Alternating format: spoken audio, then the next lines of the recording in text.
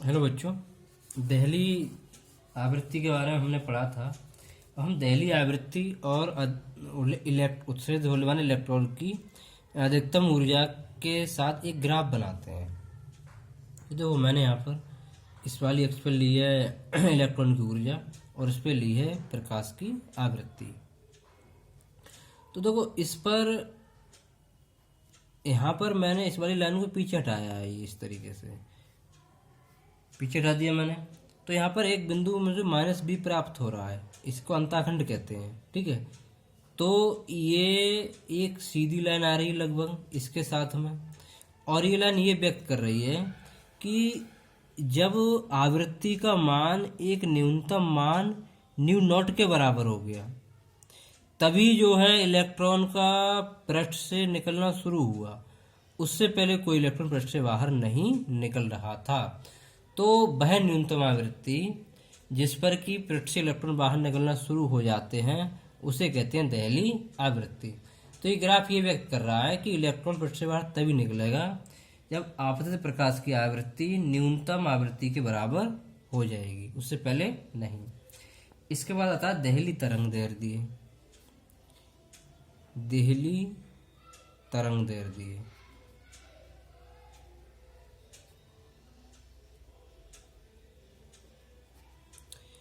देखो, दहली तरंग दैर्ध्य का मतलब होता है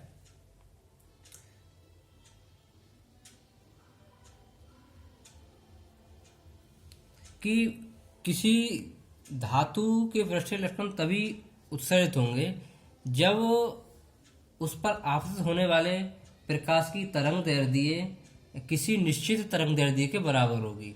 तो जिस तरंग दैर्ध्य पर वो इलेक्ट्रॉन बाहर निकलेंगे, उत्सर्जित होंगे, उसको हम कहते हैं दहली तरंग दैर्ध्य।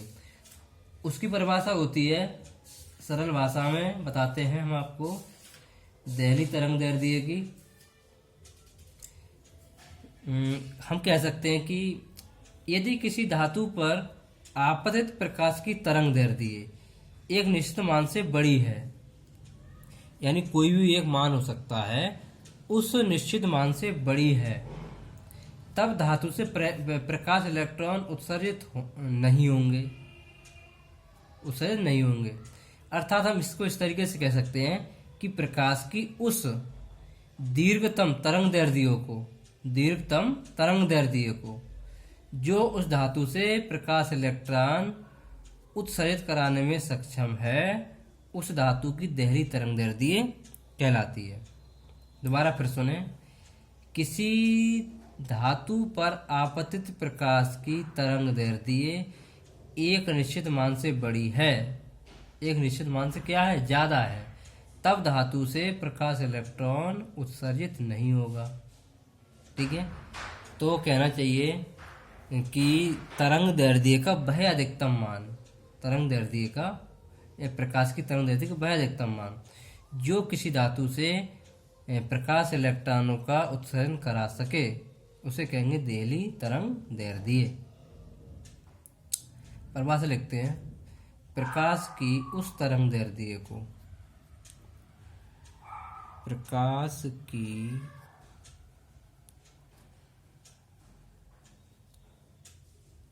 उस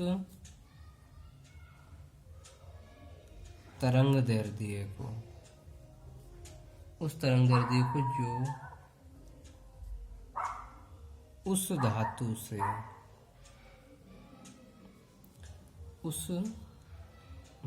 से प्रकाश इलेक्ट्रॉन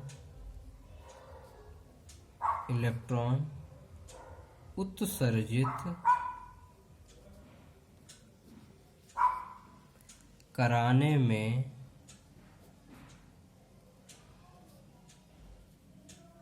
सक्षम है,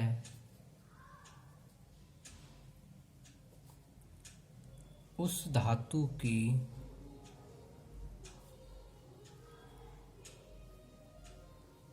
दहली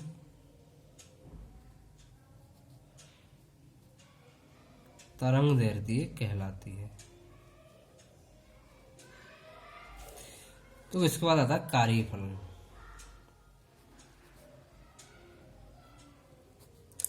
कार्यफलन। कार्यफलन का मतलब होता है कि हमें किसी धातु के पृष्ठ से इलेक्ट्रॉन बाहर निकालने हैं भाई, तो इलेक्ट्रॉन बाहर निकालने के कुछ कार्य करना पड़ेगा, तो वो कार्य कहलाएगा वो कार्य कहलाएगा उस पृष्ठ के लिए कार्य फलन। परिभाषा लिख सकते हैं कि वह न्यूनतम ऊर्जा जो किसी धातु से प्रकाश इलेक्ट्रॉन उत्सर्जित कराने के लिए आवश्यक होती है उस धातु का कार्यफलन कहलाता है। परिभाषा लिख देते हैं, वह न्यूनतम ऊर्जा, वह न्यूनतम ऊर्जा जो किसी धातु के पृष्ठ से इलेक्ट्रॉन उत्सर्जित कराने के लिए आवश्यक होती है उस धातु पृष्ठ का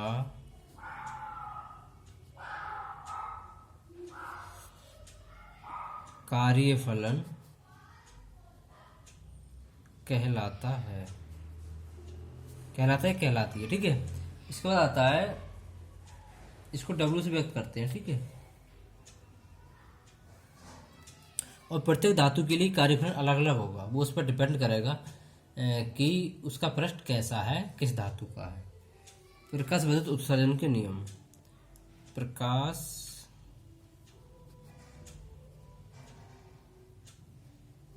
विद्युत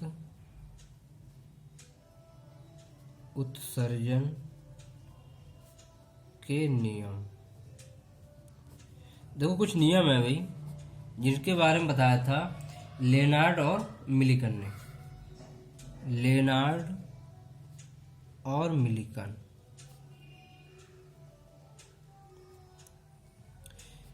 देखो इनने पहला नियम ये बताया कि किसी धातु के पृष्ठ से प्रकाश इलेक्ट्रॉनों के उत्सर्जन की दर पृष्ठ पर आपतित प्रकाश की तीव्रता के अनुक्रमानुपाती है। यानी इलेक्ट्रॉन के जो उत्सर्जन की दर है, इलेक्ट्रॉन उत्सर्जन की दर आपतित प्रकाश की तीव्रता के कैसी होती है, अनुक्रमानुपाती। यानी तीव्रता ज़्यादा होगी तो उत्सर्जन दर कैसी हो जाएगी, ज़्यादा हो जाएगी। दूसरा नियम बताया कि जो इलेक्ट्रॉन पृष्ठ से बाहर निकल रहे हैं उनकी ऊर्जा तीव्रता पर निर्भर नहीं करती। यानी धातु पृष्ठ से इलेक्ट्रॉन बाहर निकल के आ रहे हैं, उनकी जो ऊर्जा है वो तीव्रता पर निर्भर नहीं करती है। ठीक है,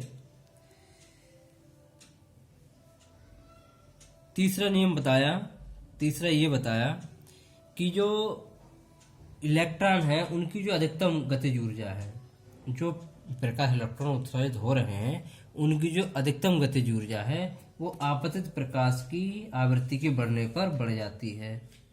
तीसरा नियम। चौथा नियम ये कहता है कि अगर आपतित प्रकाश की आवृत्ति एक न्यूनतम आवृत्ति से कम है तो धातु पृष्ठ से कोई इलेक्ट्रॉन उत्सर्जित नहीं होगा, और उस न्यूनतम आवृत्ति क्या कहते हैं हम, देहली आवृत्ति। और प्रत्येक धातु के लिए इसका मान अलग अलग होता है। चौथा हो गया। और पांचवा नियम ये कहता है कि जैसे ही प्रकाश पृष्ठ पर आपतित होता है वैसे ही इलेक्ट्रॉन पृष्ठ से निकलना शुरू हो जाते हैं। यानी इनमें कोई टाइम लैग नहीं होता। जैसे ही प्रकाश गिरा एकदम इलेक्ट्रॉन निकलना शुरू हो गया, जैसे ही बटन दबाया एकदम बल्ब जल गया। ठीक है, अब जो प्रकाश विद्युत प्रभाव है उसको समझाने में तरंग सिद्धांत विफल रहा। कहने मतलब ये है कि प्रकाश विद्युत प्रभाव की व्याख्या हम प्रकाश को तरंग मानकर नहीं कर सकते। क्यों नहीं कर सकते उसके बारे में बताएंगे हम आपको अभी। तरंग सिद्धांत की विफलता, तरंग सिद्धांत की विफलता। इसको समझाने के लिए क्या मानना पड़ेगा? प्रकाश को कण मानना पड़ेगा। तो अब ये विफल क्यों हो गया, इसके बारे में 3 बातें बताई गई हैं। पहली बात ये है कि जो प्रकाश है वो तरंगों रूप में चलता है, तो प्रकाश की तीव्रता बढ़ने पर उसकी तरंगों का आयाम बढ़ जाएगा। तरंगों का आयाम बढ़ जाएगा तो उसकी ऊर्जा बढ़ जाएगी। तो अगर तीव्रता बढ़ने पर ये दोनों चीज़ें बढ़ रही हैं, आयाम बढ़ रहा है और उससे ऊर्जा बढ़ रही है, तो जो इलेक्ट्रॉन बाहर निकल के आ रहा है उसकी गतिज ऊर्जा भी बढ़ जानी चाहिए, जबकि ऐसा नहीं होता। समझ में आया? जबकि ऐसा नहीं होता, तो सिद्धांत फेल हो गया इसको समझाने में। दूसरा, प्रकाश तरंगों की आवृत्ति चाहे कुछ भी हो फिर भी इलेक्ट्रॉन उत्सर्जित होने चाहिए, जबकि ऐसा नहीं होता। इलेक्ट्रॉन कब उत्सर्जित होते हैं? जब प्रकाश की आवृत्ति न्यूनतम आवृत्ति के बराबर होती है, उससे कम होगी तो इलेक्ट्रॉन उत्सर्जित नहीं होंगे। दूसरा नियम भी फेल हो गया। तीसरा नियम ये कह रहा है कि जो इलेक्ट्रॉन ऊर्जा ग्रहण करते हैं तो ऊर्जा ग्रहण करने में कुछ समय लगना चाहिए, और कुछ समय लगेगा तो उनको पृष्ठ से बाहर आने में कुछ समय लगना चाहिए, जबकि ऐसा नहीं होता। तो इसलिए तरंग सिद्धांत इसको समझाने में विफल हो गया। ठीक है। इसके बाद अगला हेडिंग आता है आइंस्टीन का प्रकाश विद्युत समीकरण। इम्पोर्टेंट है ये।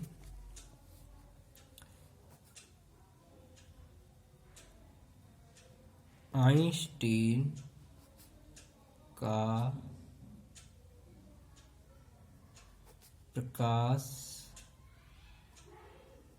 विद्युत समीकरण, ये कई बार पेपरों में आया है, इसलिए आप लोग इसको बढ़िया से पढ़ लेंगे, बहुत सरल है। देखो, जो आइंस्टीन ने प्रकाश विद्युत प्रभाव की व्याख्या करी है वो करी है प्लांक के क्वांटम सिद्धांत के आधार पर। अब प्लांक क्वांटम सिद्धांत क्या है, सुने ध्यान से। प्लांक ने ये बताया कि जो प्रकाश है वो ऊर्जा के छोटे छोटे पैकेटों के रूप में चलता है, और इन पैकेटों को हम कहते हैं फोटान। क्या कहते हैं? फोटान। यानी प्रकाश ऊर्जा के पैकेटों के रूप में चलता है, पैकेटों के रूप में चलता है, जिन्हें क्या कहते हैं? जिन्हें फोटान कहते हैं, जिन्हें फोटान कहते हैं। अब देखो, फोटान की ऊर्जा होती है एच न्यू। ज़्यादा होगी तो 2h न्यू, 3h न्यू। ऐसे नहीं हो सकती, इस तरीके से होगी, और ऐसे नहीं हो सकती h न्यू बटे 2, h न्यू बटे 3, इस तरीके से ऊर्जा नहीं हो सकती। अब यहाँ पर जो h है, h ये है प्लांक नियतांक। क्या है? प्लांक नियतांक। और जो न्यू है वो है प्रकाश की क्या है? ये आवृत्ति। ये प्रकाश की है आवृत्ति। ठीक है। तो प्रकाश कैसे चल रहा है? ऊर्जा के छोटे छोटे पैकेटों के रूप में, जिन्हें हम क्या कहते हैं? फोटान कहते हैं। प्रत्येक फोटान की ऊर्जा होती है एच न्यू, ज़्यादा होगी 2h न्यू हो सकती है, यानी वो एच न्यू का पूर्ण गुणांक होगी हमेशा। ठीक है। तो जब ये फोटान किसी धातु की प्लेट पर गिरता है एच न्यू का, ठीक है, तो ये पूरा का पूरा किसी एक इलेक्ट्रॉन द्वारा ग्रहण कर लिया जाता है, और फोटान इलेक्ट्रॉन ने ग्रहण कर लिया तो इलेक्ट्रॉन की ऊर्जा बढ़ जाएगी और फोटान का जो अस्तित्व है वो समाप्त हो जाएगा। अब जो ऊर्जा एच न्यू फोटान ने इलेक्ट्रॉन को दी है वो इलेक्ट्रॉन 2 भागों में खर्च करता है उसको। एक भाग खर्च करता है पृष्ठ से बाहर आने में, जैसे समझ करो ये इलेक्ट्रॉन है भाई, ठीक है, और इसके पास ऊर्जा आ गई एच न्यू, तो उसको 2 भागों में खर्च करेगा। एक तो पृष्ठ से बाहर आने में, और दूसरा इलेक्ट्रॉन की गतिज ऊर्जा के रूप में। किसके रूप में? गतिज ऊर्जा के रूप में। एक भाग पृष्ठ से बाहर आने में और एक इसकी गतिज ऊर्जा के रूप में। समझ में आई बात? तो हम देखते हैं, माना कि जो धातु का पृष्ठ है उससे निकलने वाले इलेक्ट्रॉन की जो गतिज ऊर्जा है, माना इलेक्ट्रॉन की गतिज ऊर्जा कितनी है? E है, गतिज ऊर्जा है E। ठीक है। और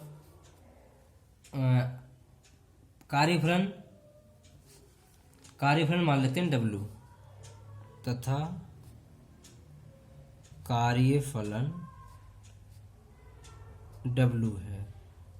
तब देखो, कार्यफलन W मतलब ये है कि वो ऊर्जा है ये जो पृष्ठ से बाहर निकलने के लिए जरूरी होती है। ठीक है। तब एच न्यू, अब एच न्यू दो भागों में खर्च हो रही है, एक तो कार्यफलन में और दूसरी गतिज ऊर्जा में। ठीक है। यहाँ से गतिज ऊर्जा अगर मैं निकालूं ई के बराबर हो जाएगा एच न्यू माइनस डब्लू। अब देखो, कहने मतलब ये हुआ कि अगर फोटान की ऊर्जा एच न्यू इस डब्लू से, इस कार्यफलन से कम हो जाए तो इलेक्ट्रॉन पृष्ठ से बाहर नहीं आ पाएगा। वो इलेक्ट्रॉन पृष्ठ से बाहर तभी आ पाएगा जब उसकी ऊर्जा एच न्यू कार्यफलन से ज्यादा होगी। समझ में आई बात? तो हम मान लेते हैं कि जो प्रकाश है, जो प्रकाश धातु पर आपतित हो रहा है, उसकी देहली आवृत्ति न्यू नॉट है। ठीक है। यहाँ लिख देते हैं, आपतित प्रकाश की आवृत्ति न्यू नॉट है। कितनी वाली? न्यू नॉट है। तो ऐसे प्रकाश के जो फोटान की ऊर्जा होगी, जो ऐसे फोटान की, यानी कैसे फोटान की, जिसकी आवृत्ति न्यू नॉट है, तो ऐसे फोटान की जो ऊर्जा होगी, तो ऐसे फोटान की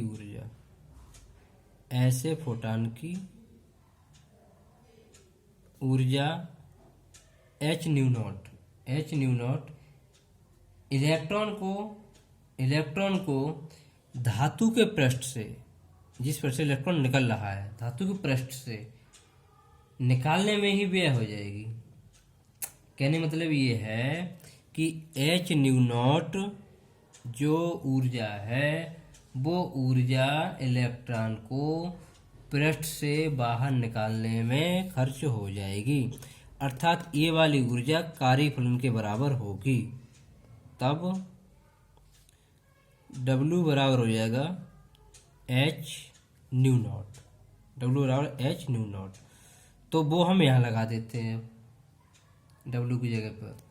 तो W जगह लगाएंगे तो E के बराबर हो जाएगा H new minus H new not. तो यहाँ से क्या कॉमन बनना है? एच कॉमन ले लो, तो न्यू माइनस न्यू नॉट। और ई के क्या होती है? गतिज ऊर्जा। गतिज ऊर्जा सूत्र होता है 1/2 mv²। मैक्स लिख दिया, मैक्स का मतलब अधिकतम वेग से जा रहा है वो, तो ऊर्जा भी अधिकतम होगी उसकी। और H common new minus new not. अब देखो, कहने मतलब ये है कि अगर इसका मान न्यू नॉट का मान